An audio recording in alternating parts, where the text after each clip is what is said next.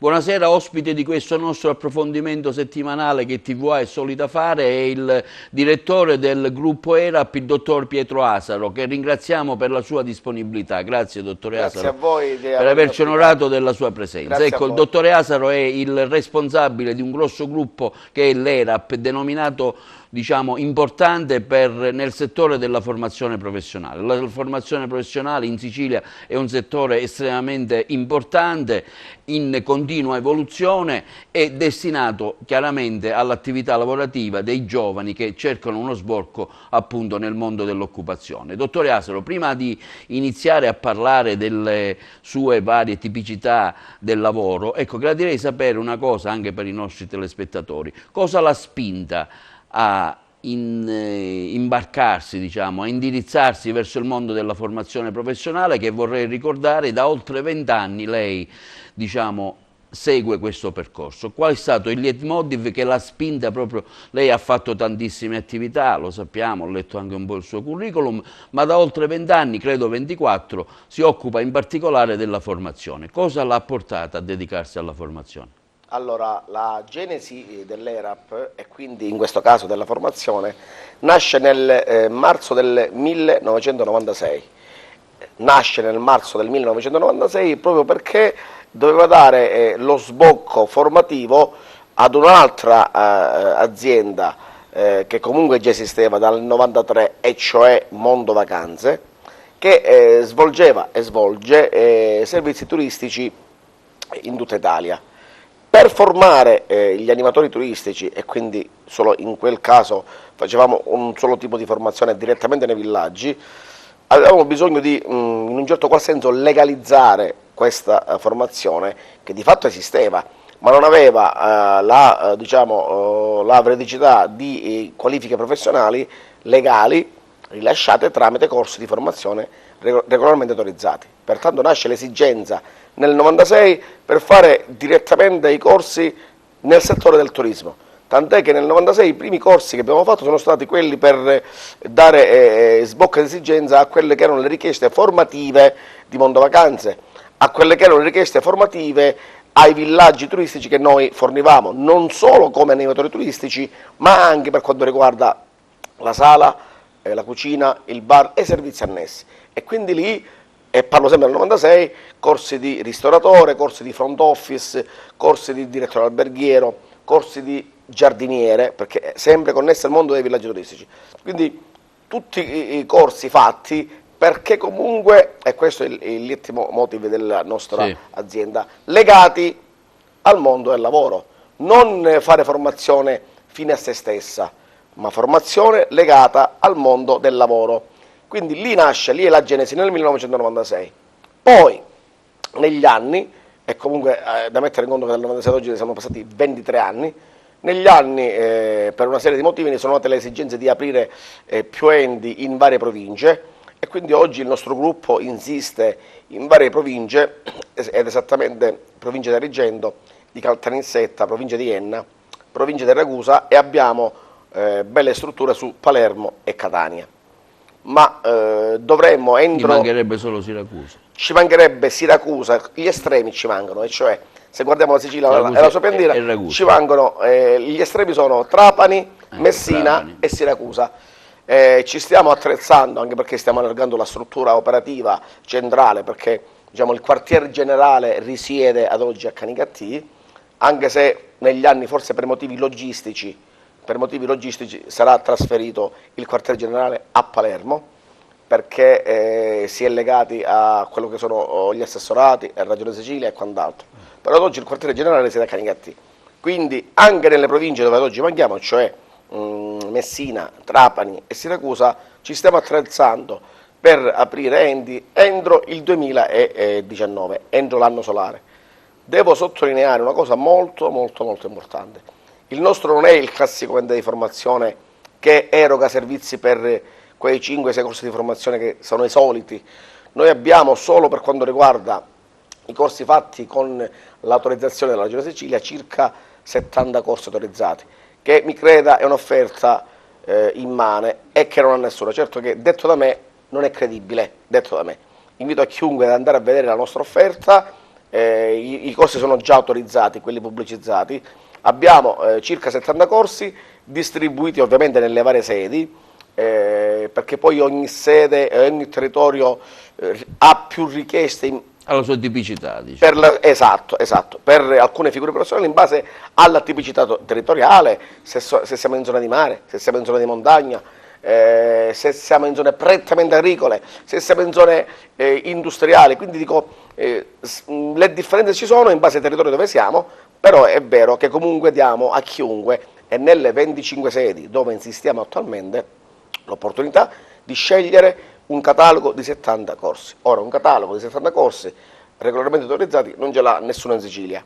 Oltre a questo abbiamo una serie di offerte che spaziano tra i corsi extraregionali, le certificazioni di ogni ordine e tipo, le abilitazioni, le attestazioni, i diplomi, le lauree, i master di primo e di secondo livello, i corsi di alto perfezionamento. Andiamo ad un'offerta, se la vogliamo mettere in, uso un termine magari un po' brutto, in articoli, abbiamo un'offerta di 340, chiamiamola referenze, così è meglio, di 340 referenze in totale.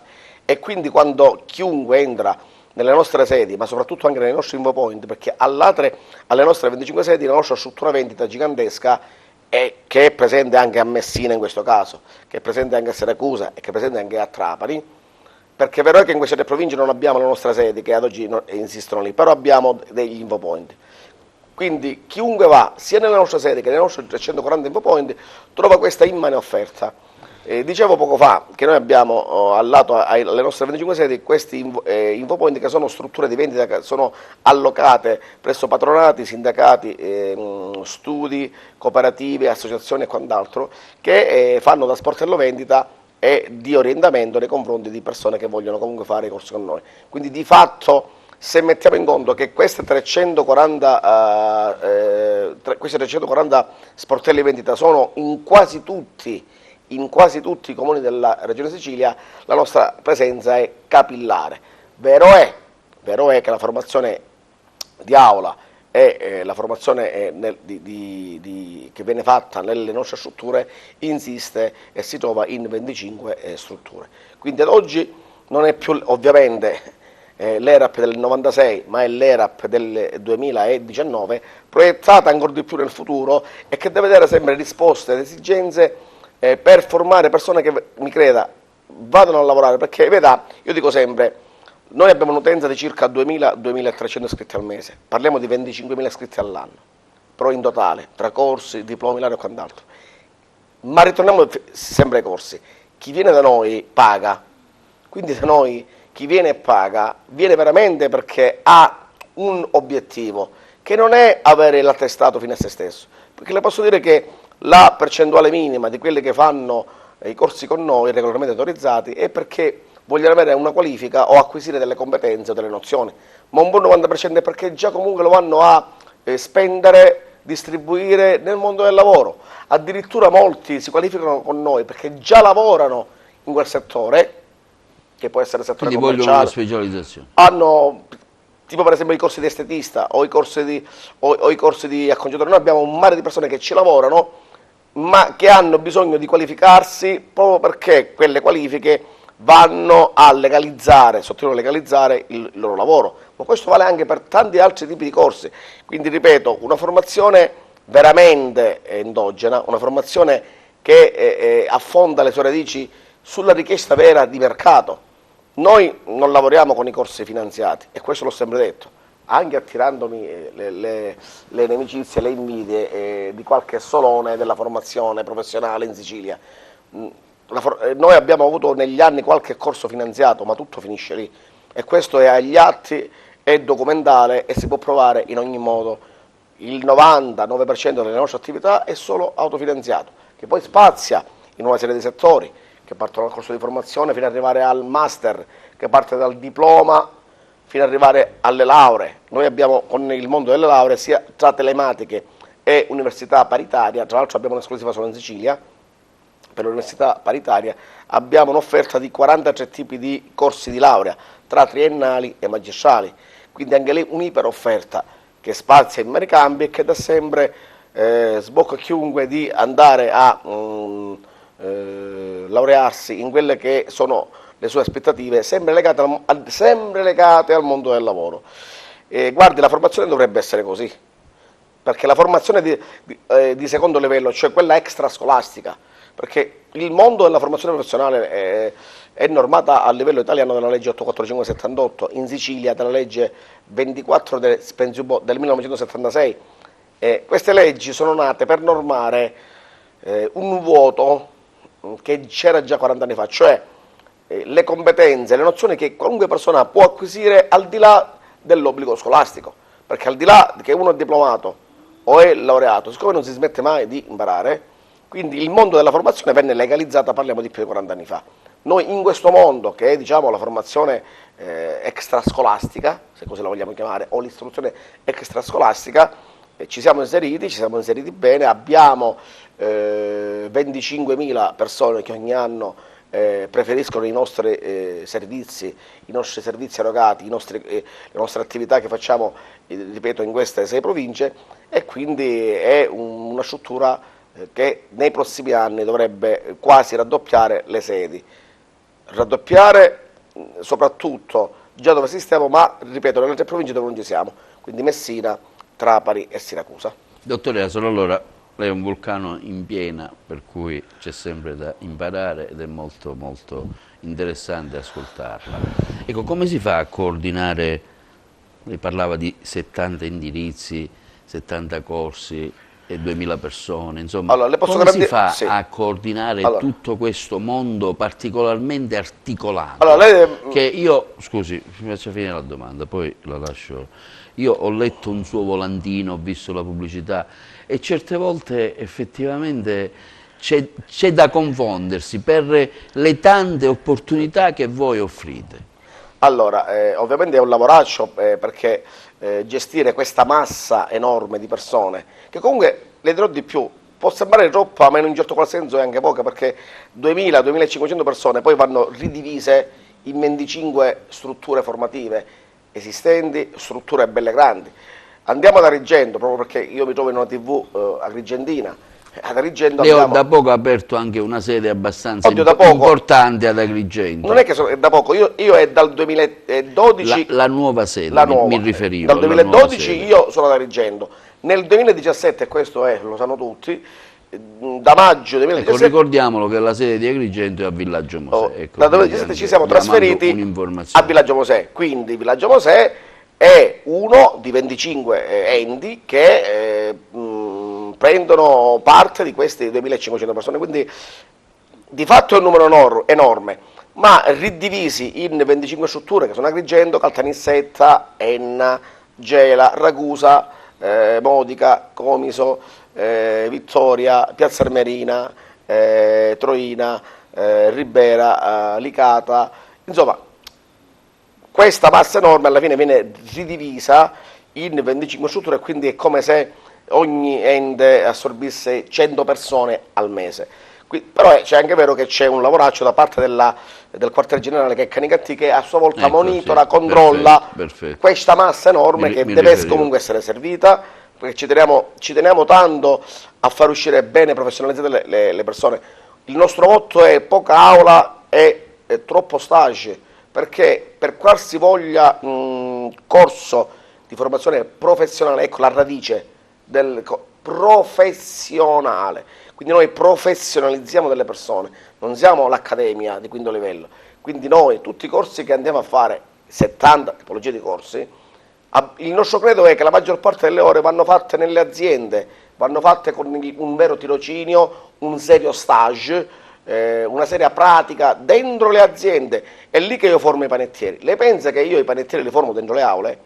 Per quanta pratica possa fare? Perché comunque la pratica è una parte che deve essere fatta dentro le aule, ma io posso simulare in un corso tutto quello che serve per diventare panettiere, ma a me il panettiere mi esce quando vado a fare 500 ore di stage dentro un forno, andandoci alle 4 di mattina se è il caso, e facendo 8 ore di stage. Io un panettiere non lo formo se me lo tengo 6 ore al giorno, con i fornetti, col forno grande. Posso fare, faccio il laboratorio, il docente già dà le nozioni pratiche ai ragazzi, ma perché devono arrivare poi nella fase di tirocinio stage con delle nozioni pratiche fatte in aula. Ma per quante nozioni pratiche poi noi possiamo fare in aula, e questo vale comunque anche per gli altri corsi, il vero momento è lo stage e il tirocinio. Questo vale per i corsi di estetista. In aula si possono dare quelle nozioni teoriche che servono ma anche per la parte pratica. Per esempio i corsi di estetista, per quando io posso arredare i laboratori per i corsi di estetista, per quando io posso arredare i laboratori, comunque alla fine la parte vera, dove c'è anche il contatto con il cliente, dove c'è il raffronto giornaliero con tutte le problematiche di un vero lavoro, avviene dentro un centro estetico. Questo vale per gli acconciatori, questo vale per i pasticceri, questo vale per quelli che fanno il corso di pizzaiolo. Per quanta pratica possiamo fare noi con i fornetti? Io posso formare i pizzaioli dentro un'aula, e questo, ripeto, vale per tutto. Quindi una formazione che comunque alla fine, un tipo di formazione che ha avuto successo proprio perché è una formazione vera, è una formazione che avviene sul territorio, è una formazione che fa uscire veramente preparate le persone, perché non devono avere l'obiettivo di una qualifica professionale, ma devono avere l'obiettivo di essersi formati grazie a un ente che ha un credo: più stage, più tirocinio e meno aula. L'aula non è che va tolta, perché è intrinseca nel mondo della formazione.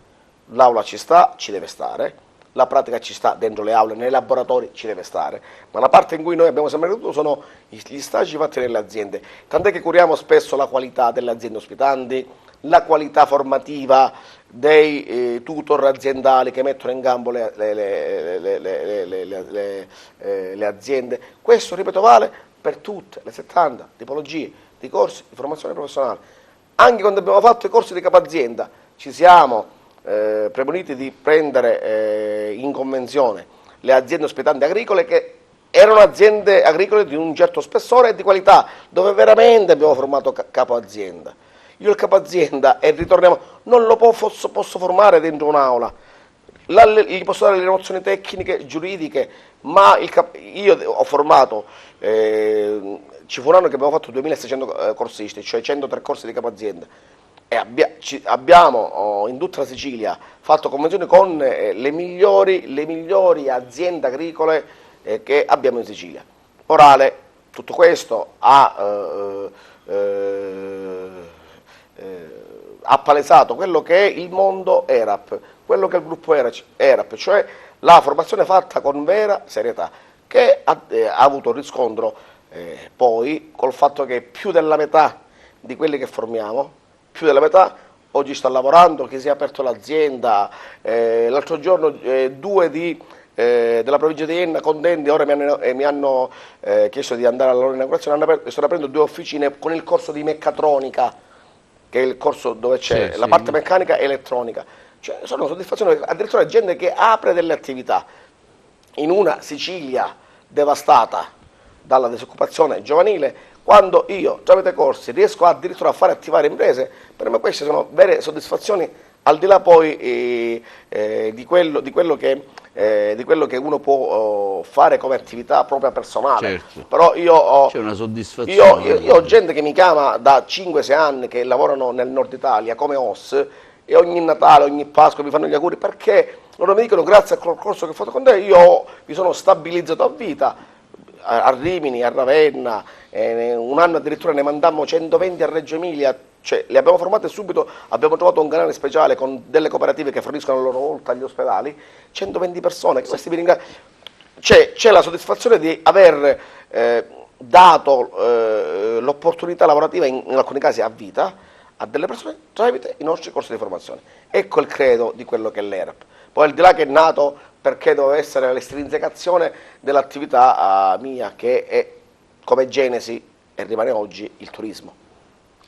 Allora, una cosa a cui lei tiene particolarmente, e la dice sempre, la sottolinea sempre, io ho avuto modo anche di apprezzarla, è quella che lei tiene al fatto che il suo gruppo non è pubblico e non ha legami col pubblico. No. Lei la sottolinea questa cosa. Ma guardi, possiamo uscire anche i bilanci fuori.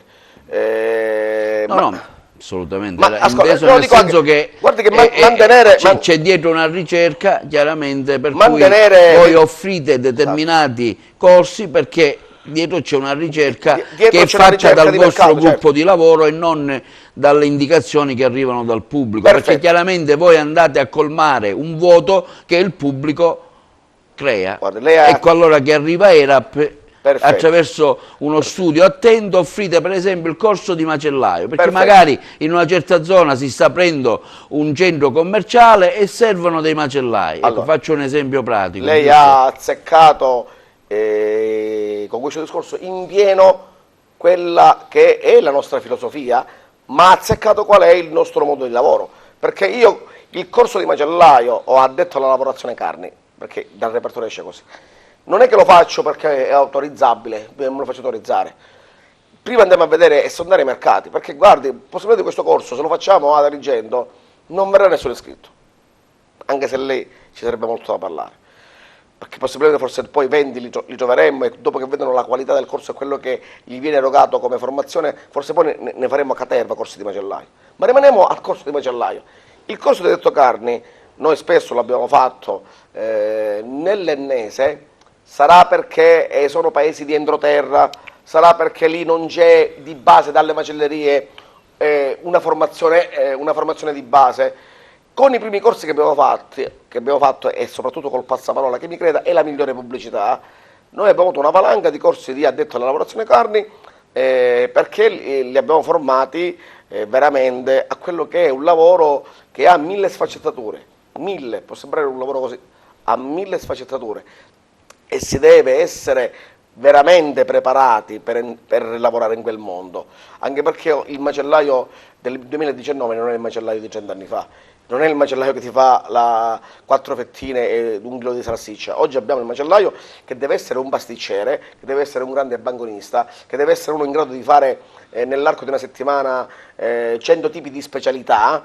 Oggi, come dico io, il macellaio è un pasticcere, al di là che le basi fondamentali sono quelle di 30 anni fa, perché se un macellaio non mi sa né disossare né lavorarmi le carni, non può neanche farmi lo specialista dei vassoi. È anche vero che però con questi corsi abbiamo formato persone e c'è una richiesta a valanga. Quindi cosa voglio dire? Che prima però abbiamo sondato il Perché terreno. il territorio di Enna, il territorio di Santo Stefano Quisquina è un territorio di montagna per cui c'è il pascolo, c'è la mucca, c'è il bovino. Ma c'è la richiesta. Ecco che allora C'è la richiesta per chiaramente voi formarsi. indirizzate Esatto. il macellaio per dire il settore Allora, della forse carne. apriamo, le faccio un esempio, forse apriamo in 2 città del Trapanese grosse, che sono Marsala e Mazzara. Quindi dobbiamo aprire, dobbiamo fare una campagna pubblicitaria enorme, anche perché, come dico sempre io, con l'offerta che abbiamo, comunque vada noi, avremo un successo. Sono stato varie volte in queste 2 grosse città, parliamo di città ricchissime. Ecco, cosa chiede quella zona, ad Un esempio? corso che qui che secondo me dovrebbe essere richiesto per un tipo di lavoro che pagherebbero 2.500 euro al mese, ma non lo farà più nessuno perché è un lavoro pesante. Quelli che fanno le reti da pesca, ora non mi viene il termine giusto, quelli che Sì. legano le reti, e perfetto. le costruiscono ex novo, cioè Perfetto, ex novo certo. siccome è un lavoraccio un po' particolare, non ci sono più le maestranze che fanno, certo. cioè lei va al Quindi legato al settore della pesca, guarda caso chiaramente. da Mazzara del Vallo, che è una Quindi città dall'agricoltura, dal bovino, dalla sì. macelleria Però si passa alla non pesca. è che andrò a fare il corso di costruttore di reti da pesca, no, costruttore, ora scusate ma non mi viene il termine giusto, comunque quello che fa le reti da pesca perché ce lo facciamo autorizzare noi, perché ci è venuto già come richiesta, noi abbiamo sondato già il territorio, e richieste specifiche, quindi già andremo a fare dei corsi dove abbiamo l'utenza pronta a pagare, ma soprattutto, e ad essere formata bene, ma soprattutto andiamo a qualificare legalmente qualifiche di cui si stanno perdendo le tracce e le origini. Questo perché prima andiamo a vedere nei territori qual è la richiesta. Io ho un gruppo di lavoro, ovviamente non lo faccio io, sono 3 persone che fanno delle interviste nei negozi, che fanno delle interviste nelle scuole, che vanno a fare delle interviste Ricerche di mercato. sì, che vanno a fare delle interviste con le Confindustria di ogni provincia, perché noi ci lavoriamo con le Confindustria provinciali, con le Confcommercio provinciali, Perché sa, siamo province, ma ogni provincia ha esigenze diverse dall'altra, certo. e via di più. Poi in ogni provincia dobbiamo vedere, dividendo i territori, quali sono i territori specifici di quella provincia dove alcuni corsi possono essere richiesti di più rispetto agli altri. Quindi ennesima dimostrazione che il gruppo di lavoro, sempre per legarmi al suo Certo, discorso, sì, chiaro, il gruppo di lavoro, che è un costo aziendale, pagare 3 stipendi, la macchina, il vitto, l'alloggio di queste persone che vanno girando nei territori, ma che poi mi portano dei report, per cui quando andiamo a pubblicizzare quei corsi comunque li riempiamo, perché noi, ecco, abbiamo formazione a pagamento, non lavoriamo col pubblico e quindi non possiamo rischiare di pubblicizzare o mettere nel mercato corsi che possibilmente quel territorio, per una serie di motivi, non richiede, non assorbe, non richiede. Senta, direttore Asaro, un settore particolarmente in espansione, io la seguo ogni tanto anche nelle interviste che lei spesso rilascia, ecco, un settore in grandissima espansione è quello sanitario dei cosiddetti corsi OP, addirittura lei ha fatto un preventivo che sono vacanti 7.000-8.000 posti di lavoro. Il preventivo non è mio, ma lo dicono, l'hanno detto una 3 assessori regionali che sono succeduti. Ecco, parliamo di questo settore anche per dare un'informazione attiva a chi ci ascolta. Allora, parliamo di un fenomeno che avviene da oltre 20 anni. Allora, vi ricordate i vecchi portandini? Degli anni 80 e 90, parliamo di 30-40 anni fa. Questi portandini hanno, nell'arco dei tempi, di questi 30 anni, hanno esaurito la loro funzione lavorativa, sono andati quasi tutti in pensione. L'OS, teoricamente e tecnicamente, è l'ex portandino, se la vogliamo dire tutta in maniera semplice ed elementare. L'OS è il vecchio portandino che non è più stato sostituito. Ora, in questi anni, praticamente tutti quelli che hanno fatto gli stagisti hanno supportato questa carenza.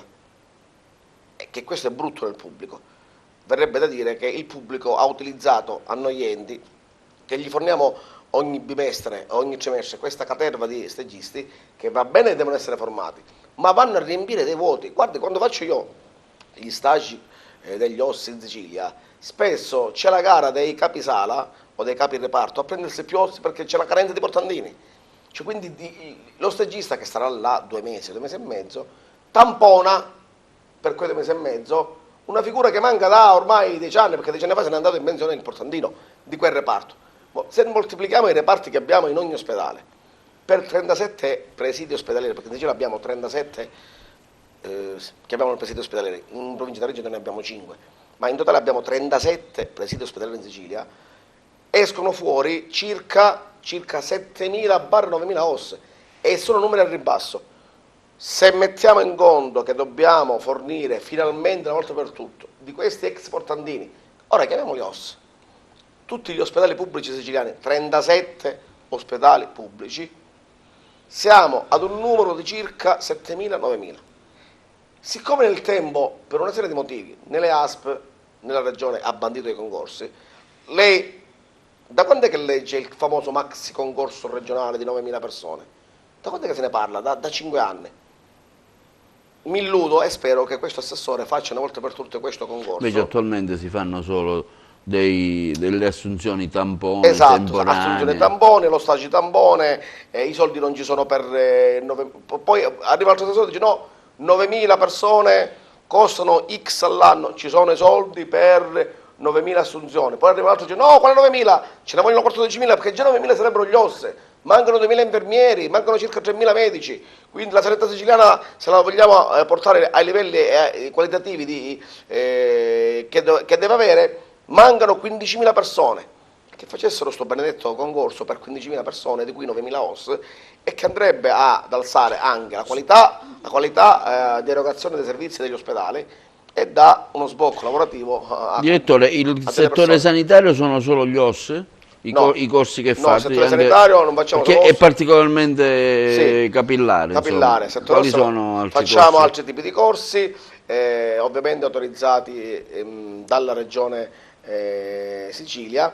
In alcuni casi li facciamo in convenzione con altre regioni, ma là noi siamo solo, io li chiamo corsi extraregionali, li facciamo in Campania o in Calabria, per corsi che la regione Sicilia non autorizza. In quel caso io non sono un intermediario, ma sono uno che fornisce l'assistenza tecnica didattica per persone che pur di andarsi a qualificare in quel corso sanitario che la Sicilia non autorizza, Sì. magari vanno a stare 3-4 mesi in Campania domiciliandosi là, e anche lì riusciamo a dare sbocchi per quanto riguarda i corsi del sanitario. Però voglio dire, abbiamo altri tipi di corsi e quindi diamo anche sbocco anche lì nel settore sanitario per quanto riguarda la formazione per i corsi di OS, assistente studio medico, assistente studio odontoiatrico, in alcuni casi, ripeto, fatte con altre regioni in convenzione, e con il fatto che comunque i ragazzi devono stare là domiciliati 3-4 mesi.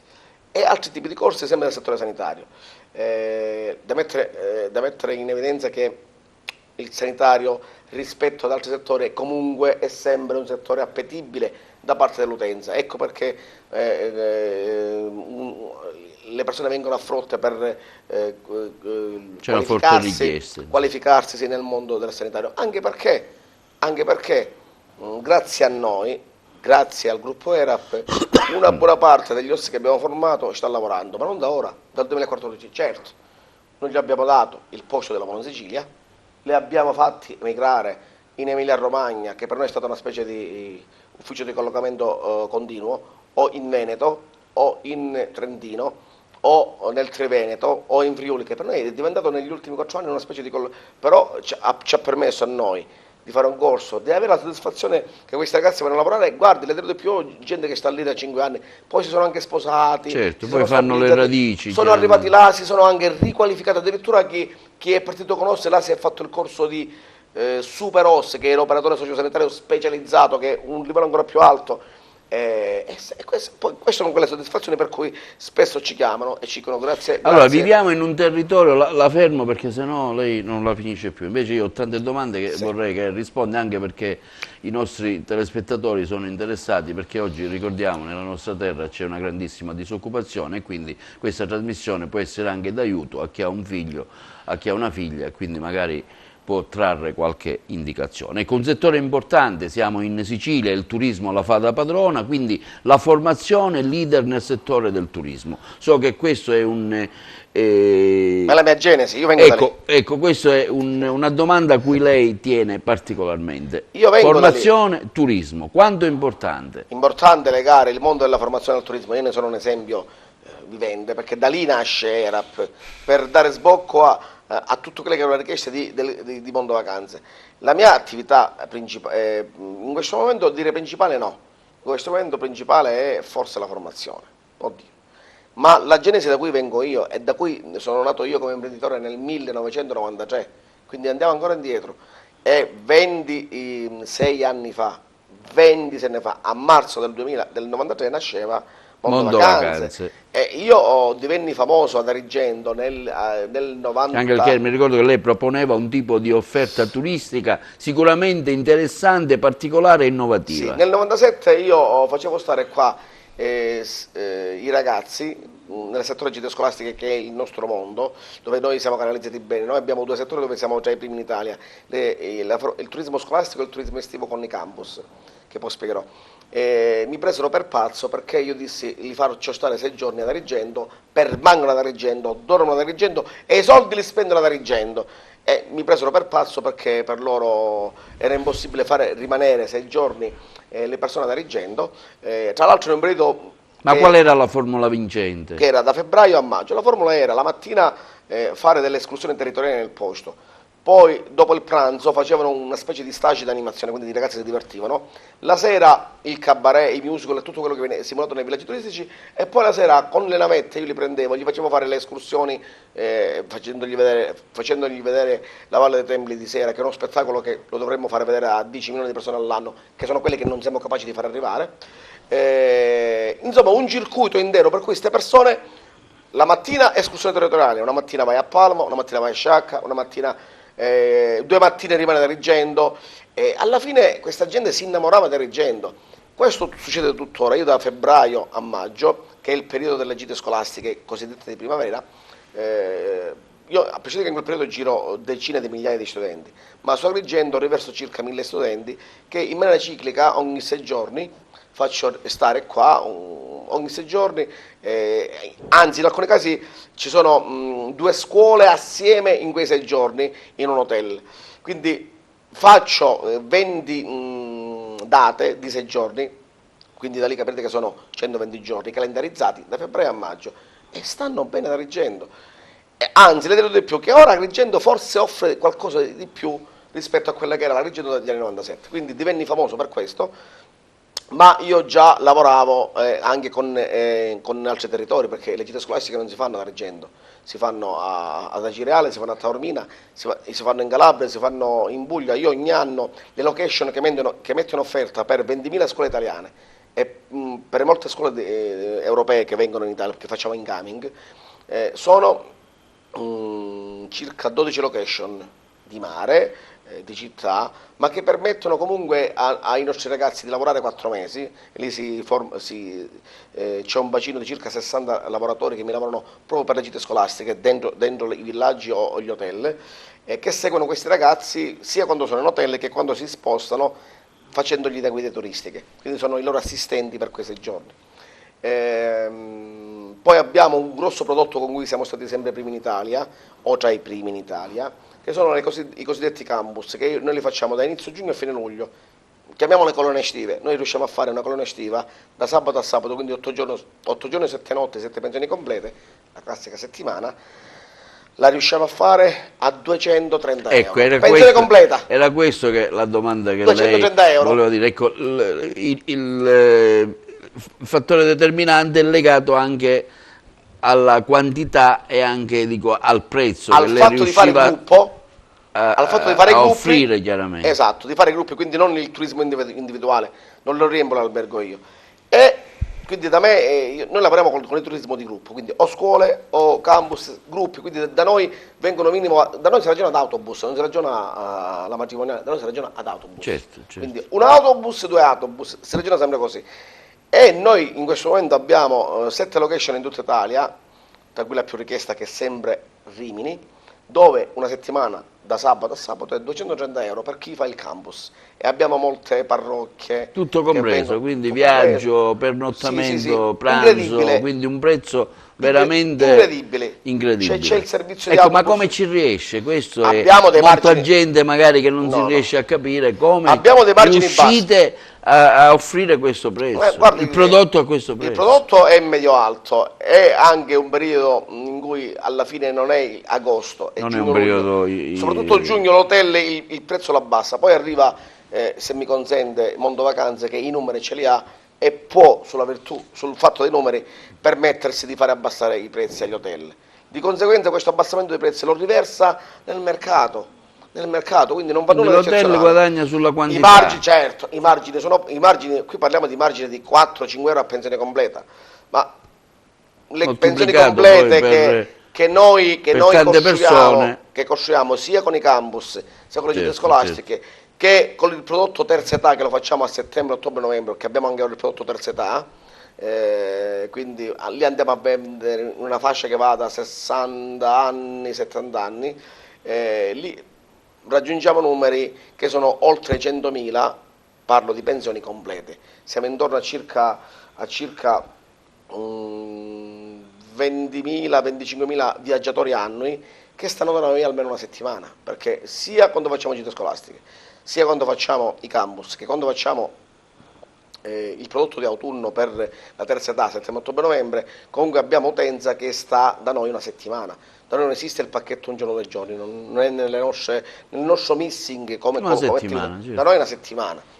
Il nostro missing è Insomma, siete un supermercato della formazione. No, se parliamo di turismo, allora, se parliamo di Mondo Vacanze, in generale, ecco, parliamo in generale. In generale siamo un supermercato della formazione. Il turismo comunque non è da legare, o meglio, lo possiamo legare alla formazione, ma è un'altra azienda che non è ERAP, sono due mondi diversi. Vado oltre, lei penso che lo saprà, io ho 15 piccoli call center nelle montagne che danno lavoro, non l'abbiamo sempre detto. Anzi, qualche volta vi invito a venire e a girare con me 3-4 ore in alcuni paesi della montagna, qua e di Palermo, delle Madonie, dove abbiamo 15 call center che danno lavoro a circa 150 persone. Un altro settore cui vorrei approfondire è l'offerta formativa universitaria. L'offerta formativa universitaria è fatta da 2 università telematiche, che per ovvi motivi non voglio dire quali sono, ma Certo. chi conosce l'ERAP sa con chi siamo convenzionati.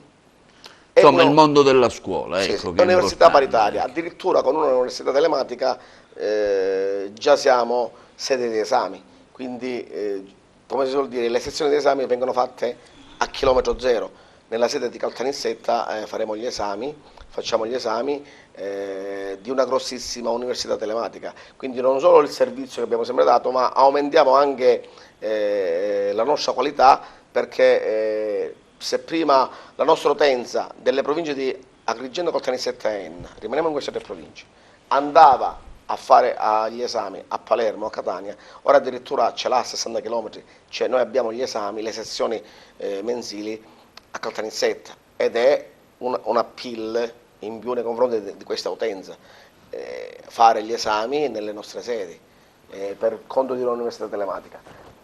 Tutta l'offerta tra le due telematiche e la paritaria arriva ad essere circa di 40 corsi di laurea. Siamo a circa 28 triennali e 12 lauree magistrali. Quindi un'offerta immane e un servizio di tutoraggio per molti ragazzi che magari hanno problemi di apprendimento, anche seppur è telematico, spesso magari vengono alle nostre sedi per apprendere meglio tutto il servizio che viene erogato telematicamente o le video lezioni, c'è sempre accanto un tutor afferente a quella materia ovviamente.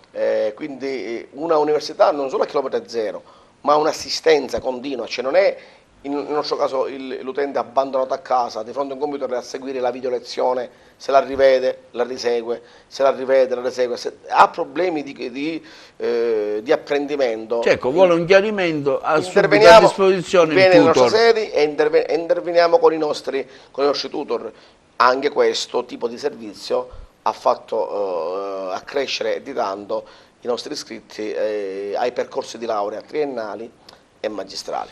Aggiungo anche che abbiamo il Mondo di Sicilia Scuole che ha un'offerta di 21 indirizzi di diplomi. In questo momento, mentre parlo con lei, io ho più di 400 persone che stanno facendo gli esami orali in 21 scuole paritarie, cioè 420 persone per 21 tipi di diplomi, 21 tipi di indirizzi, e noi per il prossimo anno aggiungeremo delle chicche tipo liceo sportivo, liceo musicale, quindi andremo a circa, poi ci sono altre due sorprese, andremo ad avere forse 25 tipi di diploma.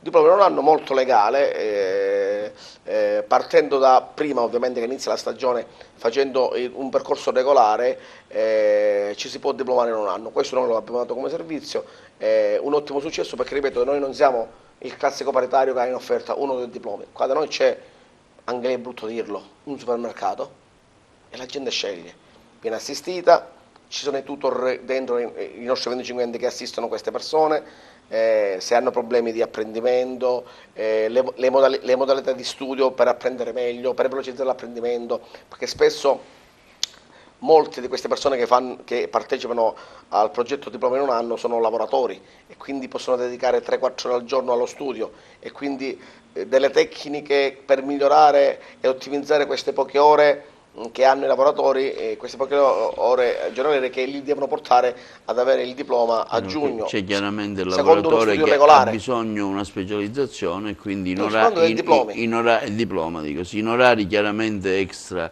lavorativi. Può venire da mettere in evidenza un fatto molto importante, spesso lo mettiamo anche in molti social, le nostre sedi sono aperte dalle ore 8 alle ore 22, cioè le nostre sedi sono aperte 12 ore continuativamente, certo abbiamo chi si turna, Certo, logico, certo. però nelle nostre sedi, e riprendiamo quella di Agrigento, lei ci va alle 8 di mattina o ci va alle ore 20 di sera, troverà sempre 2 o 3 segretari pronti ad accoglierla per quelli che sono i nostri Senta, un servizi. altro settore è quello delle certificazioni informatiche. Sì. Ecco, ce li vuole spiegare? Allora, la certificazione In informatica, cosa consiste? Ecco. lo dice già la stessa parola, certificazione, cioè noi Dico, come andiamo, avviene all'atto pratico sì, noi andiamo tramite i la formazione? nostri certificatori nazionali a certificare le competenze informatiche delle persone.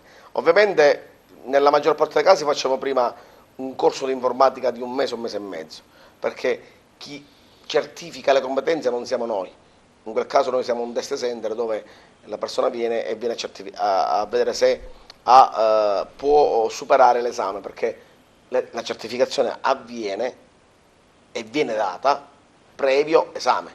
Se io non sono nelle condizioni di affrontare un esame per la certificazione informatica, certo, non è inutile che devo certificare, perché ogni certificazione implica 7 moduli, ogni modulo sono circa 30 domande, quindi c'è una guerra di 210 domande. Se ne sbaglio più del 10% vengo comunque bocciato, usiamo questo termine, comunque non passo i moduli. Quindi spesso la formula è un mese di corso di informatica, un corso breve, però che dà quelle nozioni di base per affrontare la certificazione informatica. Perché certificazioni ne abbiamo di vario tipo. Lei mi ha fatto la domanda sulla certificazione informatica, noi abbiamo certificazioni informatiche, linguistiche, certificazioni io ho preso spunto. sì, agroalimentari, certificazioni. Abbiamo certificazioni che, le dirò, non si trovano in altri enti, anche su altre tipologie e settori. Ma rimanendo all'informatica, rispondendo alla tua domanda, l'informatica normalmente sono persone che fanno un mese di corso intensivo di 3 lezioni settimanali e poi possono affrontare l'esame. L'esame dura circa 3-4 ore, è un esame dove i nostri sistemi vengono collegati con il certificatore nazionale, perché chi certifica in quel caso è il certificatore nazionale, non è l'ERAP che dà la certificazione. Certo, logico. Noi siamo nelle sedi dei cosiddetti test center e quindi spesso da noi ci sono anche questi corsi di informatica che preparano i ragazzi ad affrontare bene l'esame per la certificazione informatica. Qual è il settore che le ha dato più soddisfazione come corsi che avete fatto? Come corsi, mi riferisco sempre all'offerta formativa. Cosa le sembrava? Allora, no, mi sembrava che stava dicendo qual è il settore che le ha dato più soddisfazione e da quando è che lei fa l'imprenditore, cioè dal 93. L'altra domanda è questa. Allora, il settore che mi dà più soddisfazione perché subito si trovano sbocchi lavorativi. Ecco. Allora, parliamo degli ultimi 3 anni, non prima, se no dovrei fare una conoscenza dal 96. Ma andiamo dal 2013 ad oggi. Il settore che mi dà più soddisfazione perché, ripeto, siccome noi siamo legati al mondo del lavoro, la soddisfazione è formarti e subito vai a lavorare. E ad oggi il mondo del sanitario, con i vari corsi extraregionali e quelli che facciamo con la Regione Sicilia, dove un 90% se vuole il lavoro ce l'ha. Ripeto, non è il posto pubblico, nell'ospedale, sarà un posto in una cooperativa sociale dove lo pagano in regola, che non è siciliana, ma comunque abbiamo dato sbocchi lavorativi. E quello che mi dà più soddisfazione è che facciamo un corso, lo finiamo, quei 20 ragazzi, se vogliono, noi siamo anche in grado, viste le convenzioni che abbiamo con le cooperative in Emilia Romagna e in Veneto, con le cooperative che abbiamo in Trentino Alto Adige, in Friuli, di poter trovare subito il lavoro. E non facciamo l'ufficio di collocamento, lo facciamo proprio perché poi c'è anche un rapporto con i nostri allievi, nasce un rapporto umano con questi ragazzi, con queste persone che vengono da noi e quando da noi vedono, quando il ragazzo, il corsista va nella scuola di formazione e la scuola di formazione gli dà competenza ma gli dà anche umanità, si vengono a convitare con noi, ci dicono trovateci il lavoro, non diventiamo una scuola Insomma, di si formazione. crea un rapporto personale Non siamo di fiducia, ecco, di fiducia. Non siamo una scuola di formazione asettica dove io ti ho formato perché c'è il corso finanziato. Io ti ho formato, tu mi hai pagato il servizio, ma poi c'è un rapporto umano con queste persone e quando io riesco a farle lavorare tramite le mie convenzioni, la soddisfazione è triplicata. Certo. Se poi va a lavorare perché per suoi canali, per sue capacità comunque ha trovato la cooperativa nel nord Italia, tanto di meglio, però dico rimane sempre un rapporto e quindi ad oggi le soddisfazioni le abbiamo di più nel sanitario, ciò non toglie che negli altri settori non abbiamo soddisfazione, ma quello è il settore che più degli altri ci dà soddisfazione ad oggi. Poi vedremo di quello che sarà l'andazzo nei prossimi anni. Noi il quartiere generale l'abbiamo nella provincia, che è Canicattì, noi ce l'abbiamo nella provincia più povera d'Italia. Se ERAP entro qualche anno raggiunge le sue 50 sedi, che quello è il nostro obiettivo, avere 50 sedi nei 50 comuni più grossi come residenti della Sicilia. Sì. E quindi abbiamo già una nostra mappatura. Il quartiere generale per motivi logistici, amministrativi, oserei dire politici, lo dobbiamo spostare nella città capoluogo che è Palermo.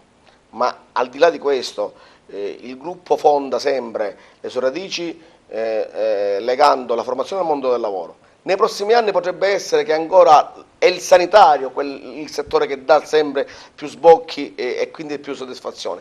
Ad oggi è il sanitario. Potrebbe essere che per 4-5 anni saranno altri settori commerciali o sarà il settore del turismo. Devo ammettere che io sono deformato professionalmente perché parto e lavoro con il turismo. E io dico sempre che noi nel 1940 dovevamo diventare americani, perché se noi diventavamo americani la media pro capite di guadagno del siciliano è di circa, mi sembra, 12.000 euro l'anno. La media pro capite di tutti i siciliani è di 12.000 euro l'anno. Se noi venivamo governati dagli americani, saremmo diventati la California dell'America, avremmo i nostri 10.000 villaggi turistici, avremmo i nostri casinò, avremmo le nostre case da gioco, noi saremmo la Las Vegas mediterranea e saremmo la California americana, saremmo una dependance degli americani inserita al centro del Mediterraneo.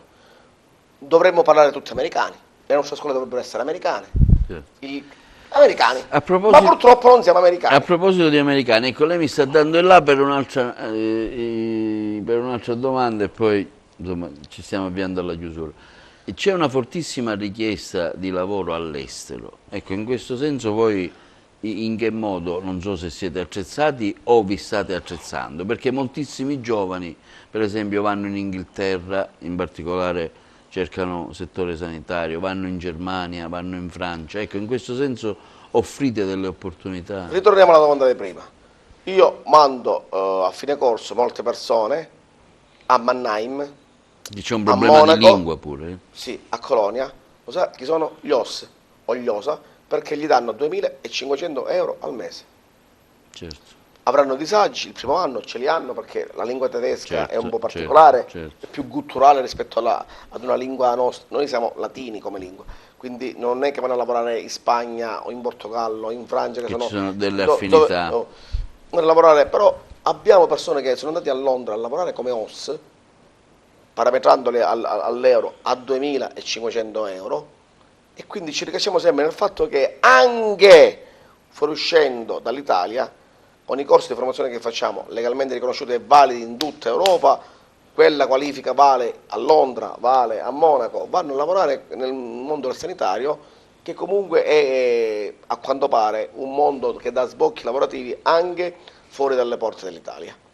Ecco, ultima domanda. Pietro Asaro, persona fisica, persona che nella vita ha sempre lavorato e si è speso. Mi piacerebbe sapere qualcosa dell'aspetto umano di Pietro Asaro e quali soddisfazioni ha avuto anche nella sua carriera in generale. Allora, soddisfazione ne ha avute tante. Io a 48 anni mi reputo di essere una persona molto fortunata, molto felice.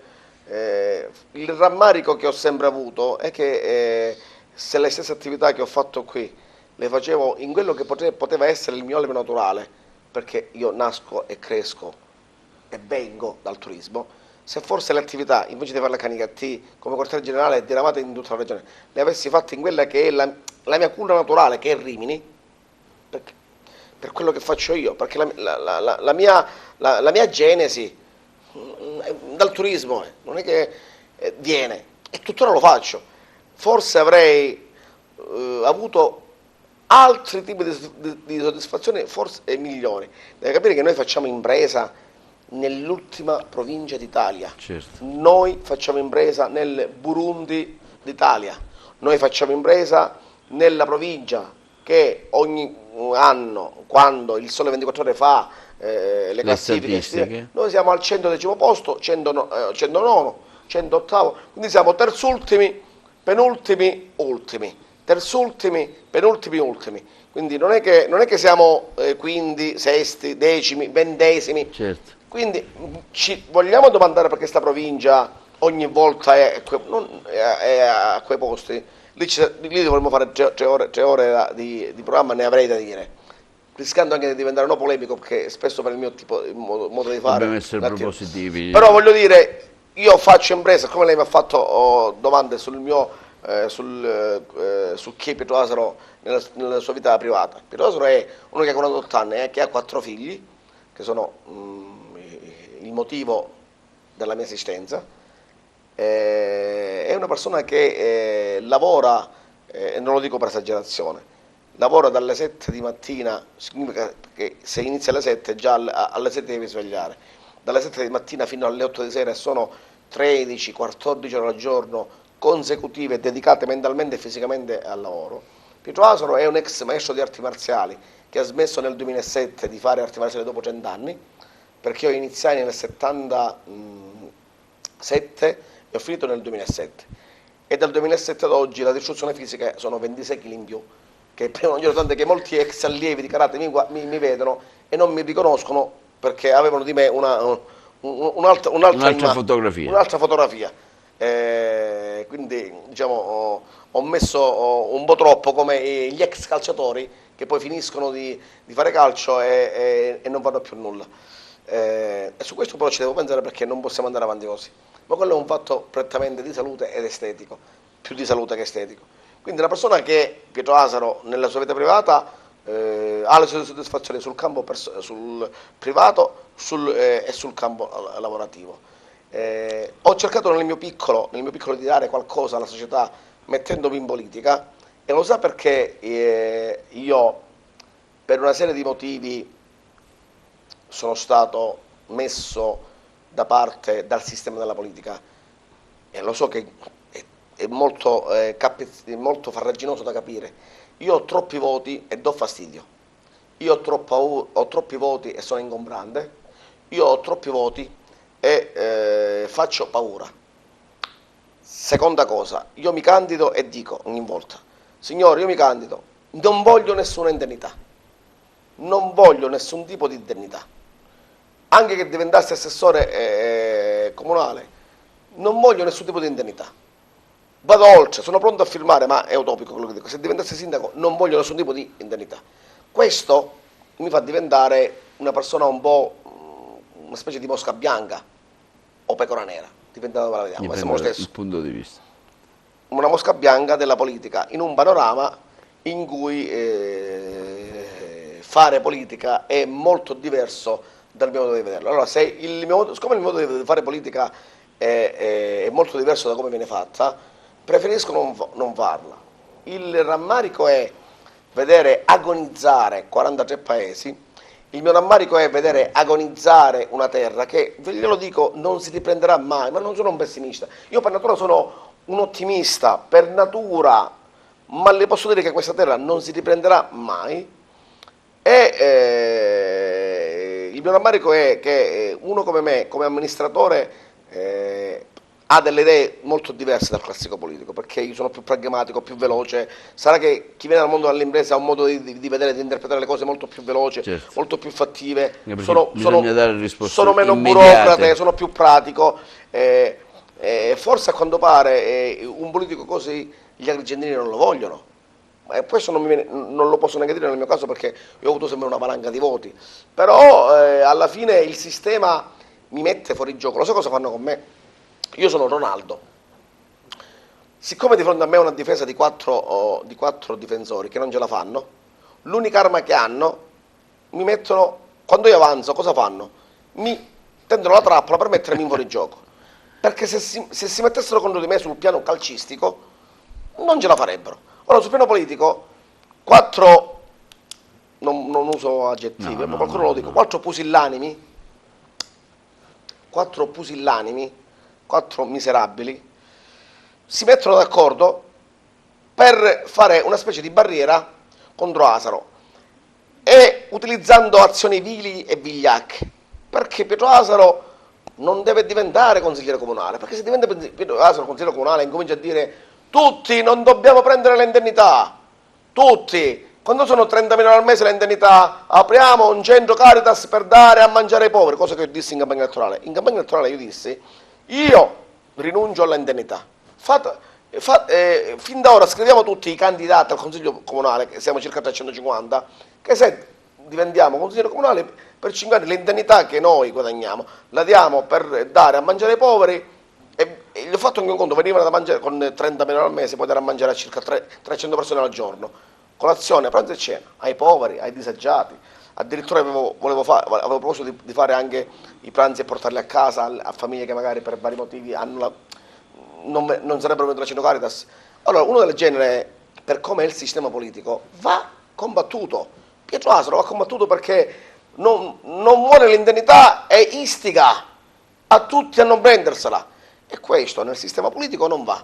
Ed è escludere. Ed è escludere. Allora, quindi questi 4 miserabili pusillanimi si mettono d'accordo, non mi affrontano sul piano personale. Allora cosa fanno? Io sono candidato in una lista, la lista deve prendere, per superare il quorum, io lo spiego anche in maniera elementare, deve prendere 1000 voti, con azioni scientifiche, vili, fanno in modo che su di me non possono fare nulla, gli altri li depotenziano, li azzerano, c'è il premio a chi si azzera. Tu sei candidato nella lista di Asaro, ti diamo il premio, poi spiegherò altrove cos'è il premio. Così non prendi voti. Morale, io prendo un sacco di voti, sono il più votato, ma alla fine non supero i 1000 voti, perché tutti gli altri candidati, cioè io prendo 520 voti e tutti gli altri candidati ne prendono 400, cioè gli altri 29 candidati. Quindi lascia immaginare all'intelligenza di tutti quello che fanno. Allora che si tengano, ma non è un discorso ritorsivo, perché il popolo ha sempre dimostrato di volermi bene. Insomma, lei è un imprenditore e come tale si spende come imprenditore. Che si tengano quella nullità amministrativa che sta distruggendo e che ha distrutto Canicattì. Canicattì era uno dei 100 comuni d'Italia, il reddito pro capite di Canicattì negli anni 80 era circa 24 milioni, forse qualcuno non mi riesce a capire, 24 milioni di reddito pro capite negli anni 80, non li aveva neanche Milano, cioè, ecco perché lì 6 banche, 34 cantine, 200 imprese edili che lavoravano vere, è tutto un indotto, da noi c'era il problema di non trovare le persone, perché c'era così troppo lavoro che venivano a Canicattì da 30 paesi dell'Interland, cioè 30 paesi dell'Interland, spesso molti della provincia di Caltanissetta, del Vallone, erano quelli che venivano a fare da noi gli stagionali per 5 mesi, nelle cantine, nella campagnata dell'uva, venivano da noi a lavorare come muratori perché non si trovavano neanche i muratori. Un'economia drogata, non organizzata, che è durata dal 75 agli anni 92-93. Poi, da quando con un'azione di altissima massoneria hanno fatto in modo che le 6 banche si vendessero o si svendessero, ci sono stati anche aggiotaggio di mercato, tutti hanno venduto perché le banche che arrivavano al nord pagavano le azioni a un quid in più e quindi tutti soddisfatti. Oggi noi abbiamo 100-150 ragazzi che escono dalla ragioneria, che sono i prossimi disoccupati laureati. Se avessimo fatto negli anni 90 la fusione delle 6 banche canicattinesi, oggi 150 ragazzi che hanno 19 anni, che avrebbero trovato lavoro, diventavano banchieri. Certo. Banchieri. Va bene. Dico solo questo, che se si faceva la fusione della cosiddetta banca canicattinese, l'accorpamento di 6 banche erano un colosso di 240 sportelli. Lo sa qual era ai tempi la più grossa banca siciliana? Il Banco di Sicilia. Lo sa quanti sportelli aveva? 160. Se si univa la banca canicattinese, perché la banca popolare siciliana si figuri che ne aveva 85 sportelli, la banca popolare dell'agricoltura ne aveva 47, quindi se si univano queste 6 banche si arrivava a 220 sportelli. Oggi è rimasta solo la San Francesco. La fusione di queste 6 banche, ovviamente, alla Pietro Asaro dava fastidio ad una parte della politica, ad una parte dell'alta finanza regionale, ad una parte dell'alta finanza nazionale. Noi saremmo stati altro che il Monte dei Paschi, il Monte dei Canicattinesi saremmo stati noi, altro che il Monte dei Canicattinesi, 220 sportelli, perché quando poi c'è un colosso così grande, in quegli anni la gara delle banche era aprire sportelli. Ora le banche sono diventate che la gara è al contrario, a chiuderli. Allora, questa è stata Canicattì, che potenzialmente era e le dirò di più, potrebbe essere un Eldorado, ma che è un paese agonizzante. Questo è il mio grande rammarico. Bene, ringraziamo Pietro D'Asero, direttore dell'ERAP, ente di formazione professionale. Grazie a voi. Ringraziamo i nostri telespettatori, speriamo che la trasmissione sia anche servita per dare un po' delle indicazioni verso il mondo del lavoro e verso le nuove opportunità. Ricordo sempre che la trasmissione andrà in onda anche su YouTube, sul nostro canale YouTube, sul nostro canale Facebook e sul digitale terrestre LCN 92. Grazie dottor D'Asero, auguri per il suo lavoro. Grazie a tutti. E buonasera e buon fine settimana, buona settimana a tutti i nostri telespettatori. Buonasera da TV. Buonasera a tutti.